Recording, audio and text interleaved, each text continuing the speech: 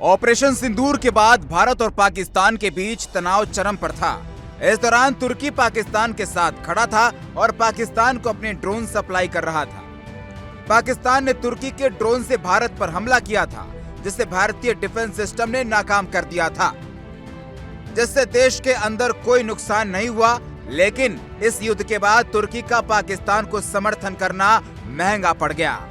भारत के हर नागरिक ने तुर्की का बहिष्कार करने का ऐलान कर दिया।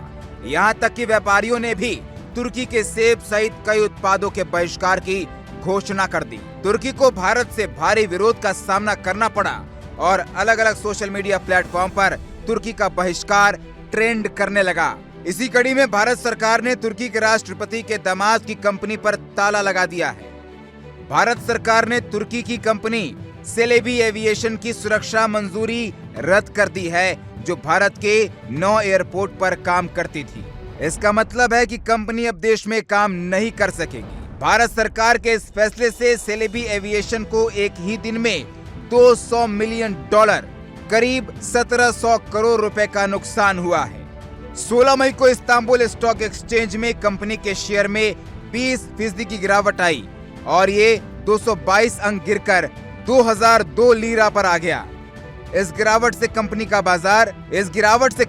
बाजार पूंजीकरण 4.8 बिलियन लीरा यानी करीब 10,700 करोड़ रुपए कम हो गया। सेलेबी एविएशन ने भारत से अपने कुल राजस्व का लगभग 1/3 हिस्सा कमाया, जो अब तक पूरी तरह से दांव पर है। सेलेबी पिछले 15 सालों से भारतीय विमानन क्षेत्र में काम कर रहा है और 10,000 से ज्यादा लोगों को रोजगार देता है। ये कंपनी 9 एयरपोर्ट पर काम करती है। तुर्की की सेलेबी का हिस्सा कंपनी को सुरक्षा मंजूरी नवंबर 2022 में दे दी गई थी। सेलेबी अपने वेबसाइट के मुताबिक भारत में सालाना लगभग 58,000 उड़ानें और 5,40,000 टन कार्गो संभालती है। ये मुंबई, दिल्ली, हैदराबाद, कोचिन, कुन्नूर, बेंगलोर, गोवा, अहमदाबाद और चेन्नई एयरपोर्ट पर मौजूद है।